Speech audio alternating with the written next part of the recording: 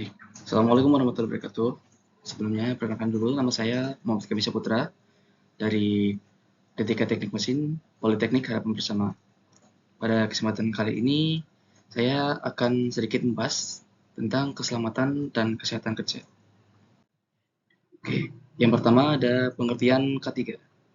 Keselamatan kesehatan kerja atau disingkat K3 adalah instrumen yang melindungi pekerja, perusahaan, masyarakat, dan lingkungan dari hal-hal yang merugikan yang dapat ditimbulkan oleh aktivitas pekerjaan. Menurut etimologi, keselamatan berasal dari kata selamat, yang artinya bebas dari bahaya, sedangkan kesehatan berasal dari kata sehat, yang berarti keadaan fisik dan mental yang baik. Dengan kata lain, K3 mengacu pada kondisi kerja yang aman dan sehat untuk melindungi semua pekerja. Lanjut, ada sejarah K3. Sejarah K3 akan dibahas ada pada masa prasejarah, masa modern, dan revolusi industri, dan juga ada K3 di Indonesia. Baik, yang pertama ada K3 pada masa Purbakala. K3 pada masa Purbakala sudah ada pada zaman Mesir kuno, yang pada pekerja piramida dilindungi dengan peraturan untuk mencegah kecelakaan. Selanjutnya ada juga di Babilonia dengan kode hukum Hammurabi sekitar 1750 sebelum Masehi, yang menetapkan kompensasi bagi pekerja yang terluka saat bekerja. 5 abad kemudian, pada zaman Masehi, dan meluas ke Yunani Romawi dan hingga ke revolusi industri. Lanjut pada masa modern, perubahan besar dalam bentuk maupun jenis kecelakaan dalam industri dimulai setelah berhasilnya revolusi industri pada abad ke-18 atau 1750 sampai 1850 dengan pemakaian tenaga uap dan tenaga listrik. Jadi pada masa modern, K3 ada setelah tahun 1750 sampai 1850 pada pemakaian tenaga uap dan tenaga listrik. Kemudian karena munculnya permasalahan baru dengan digantikannya oleh batu bara, oleh minyak, dan juga sumber-sumber yang lain. Lanjut, ada pada masa revolusi industri. Di revolusi industri sendiri terdapat di Inggris pada 1802 yang menyatakan Undang-Undang Kesehatan dan Moral Pabrik yang disahkan, yang merupakan undang-undang K3 pertama di dunia. Undang-undang ini mengatur aspek-aspek seperti ventilasi udara, sanitasi, dan jam kerja yang lebih pendek untuk meningkatkan kondisi kerja di pabrik-pabrik. Kemudian ada di bendera ILO juga pada tahun 1919, ILO atau Organisasi Pemburuhan Nasional yang didirikan dan dikonvensi pertama tentang K3 yang diterbitkan pada tahun 1921. Kemudian setelah terbentuknya ILO sendiri juga terdapat standar-standar global ISO seperti yang ISO 45001 dan standar-standar yang lain. Kemudian K3 di Indonesia sendiri juga ada. K3 di Indonesia sendiri terjadi setelah usaha penanganan masalah keselamatan kerja yang dimulai pada tahun 1847 sejalan dengan dipakainya mesin-mesin untuk keperluan industri oleh pemerintah Hindia Belanda. Penanganan keselamatan kerja pada waktu itu pada dasarnya bukan untuk pengawasan terhadap pemakaian pesawat uap, tetapi untuk mencegah terjadinya kebakaran yang ditimbulkan akibat penggunaan pesawat uap itu. Kemudian pelaksanaan ini diawasi oleh Institut des Van Wetenstumwesen dan didirikannya laboratorium tersebut diserahkan kepada Sekolah Teknik Tinggi di Bandung pada tahun 1912. Lanjut, ada peraturan K3 di Indonesia. Peraturan K3 Indonesia diatur dalam Undang-Undang Sakti atau Undang-Undang Nomor 1 Tahun 1970 tentang Keselamatan Kerja. Bunyi UU ini menetapkan bahwa setiap tenaga kerja berhak mendapat perlindungan atas keselamatannya dalam melakukan pekerjaan untuk kesejahteraan hidup dan meningkatkan produksi serta produktivitas nasional. Seperti ada pasal 1 yang mendefinisi istilah-istilah penting seperti tempat kerja, pengurus, pengusaha, direktur, pegawai, pengawas, dan ahli keselamatan kerja. Dan juga ada pasal 2 yang menyatakan ruang lingkup yang diatur oleh undang-undang ini yaitu keselamatan kerja dalam segala tempat kerja, baik di darat, di dalam tanah, di permukaan air, di dalam air, maupun di udara, yang berada di dalam wilayah kekuasaan hukum Republik Indonesia. Terlebih juga ada Undang-Undang Nomor 13 Tahun 2003 tentang Ketenagakerjaan yang berbunyi untuk mengatur tentang perlindungan tenaga kerja, termasuk hal pekerja untuk memperoleh perlindungan atas keselamatan dan kesehatan kerja, yang juga terdapat pasal seperti pasal 86 dan pasal 4 yang mengatur dan menekankan hak pekerja dalam memperoleh perlindungan atas keselamatan kerja. Dan juga pasal 4 yang mengatakan bahwa pemeriksaan keselamatan dan kesehatan kerja harus dilakukan secara berkala dan secara terstruktur. Baik, lanjut, ada lambang K3.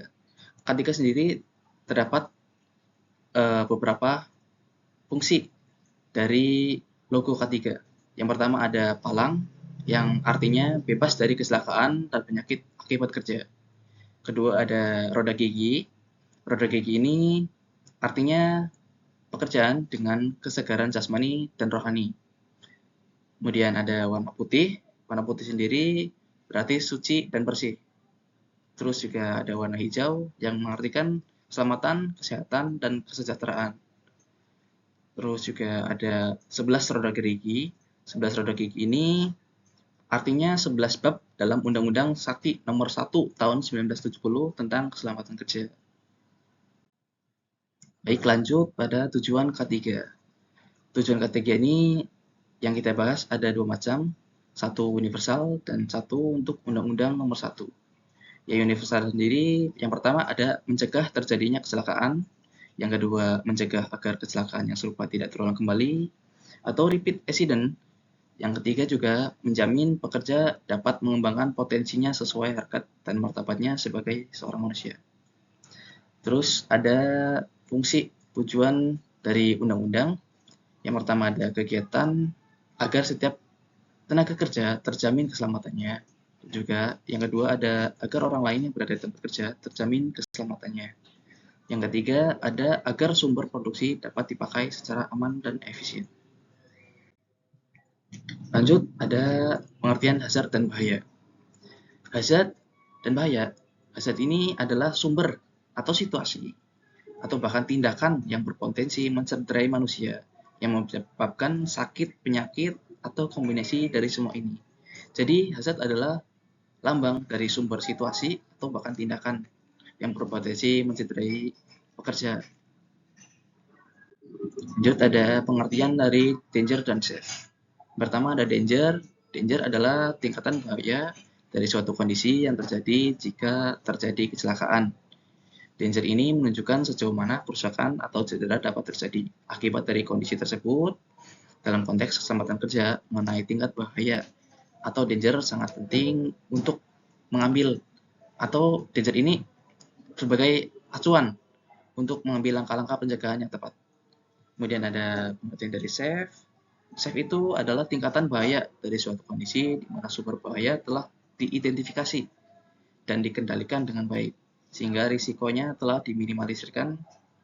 Dan juga safe ini, dalam situasi safe, lingkungan kerja dianggap aman untuk bekerja, memastikan mereka dapat bekerja tanpa risiko yang signifikan. Jadi safe ini sebagai bahan acuan keamanan agar pekerja dapat bekerja dengan aman di bidang pekerjaannya. Dan lanjut, ada kecelakaan kerja.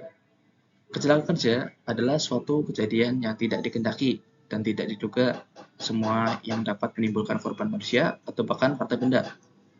Nah, kecelakaan kerja sendiri ada beberapa akibat nih, seperti kerusakan, bentuk kerugian berupa cedera, sakit fisik, sakit mental, atau bahkan kematian, kerusakan properti, kerugian produksi, dan kerusakan lingkungan, atau kombinasi dari kerugian tersebut. Jadi, jika terjadi suatu kecelakaan kerja, maka akan terjadi efek yang sangat besar dan sangat merugikan, baik dari perusahaan ataupun dari tenaga kerja sendiri. Akan sangat-sangat merugikan. Lanjut, ada definisi nermis. Nah, definisi nermis adalah suatu kondisi atau situasi di mana kecelakaan hampir terjadi, namun tidak mengakibatkan cedera, sakit, atau kematian.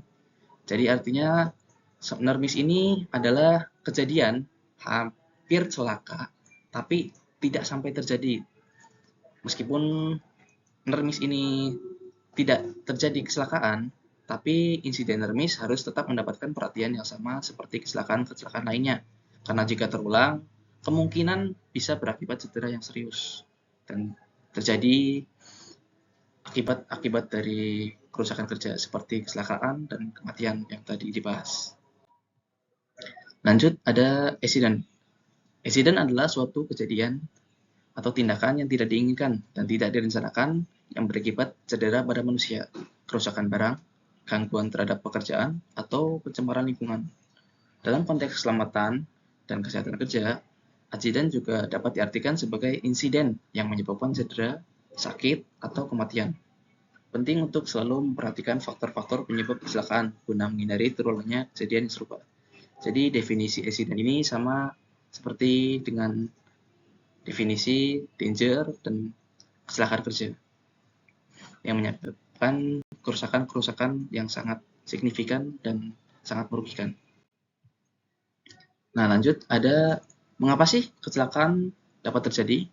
Nah, kecelakaan dapat terjadi karena ketiga sering dinomorduakan atau dianggap kurang penting dibanding aspek-aspek lain dalam pekerjaan. Maka dari itu, kita membutuhkan beberapa pendekatan khusus, seperti pendekatan kemanusiaan, ada pendekatan HAM, atau pendekatan ekonomi, dan juga ada beberapa pendekatan.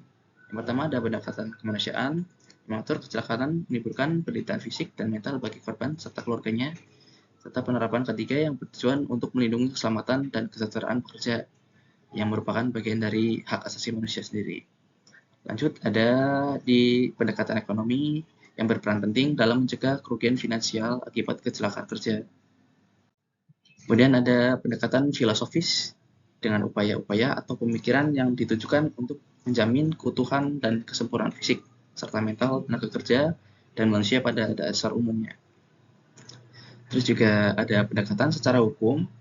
Ketiga, melalui pendekatan hukum merupakan ketentuan perundangan yang wajib dilaksanakan oleh setiap perusahaan dan pelanggarnya akan dikenakan sanksi pidana berupa denda atau kurungan penjara. Nah, dalam pendekatan hukum ini mengacu dan didasari oleh Undang-Undang Sakti Nomor 1 Tahun 1970 yang melindungi tenaga kerja dan orang lain serta aset serta lingkungan hidup.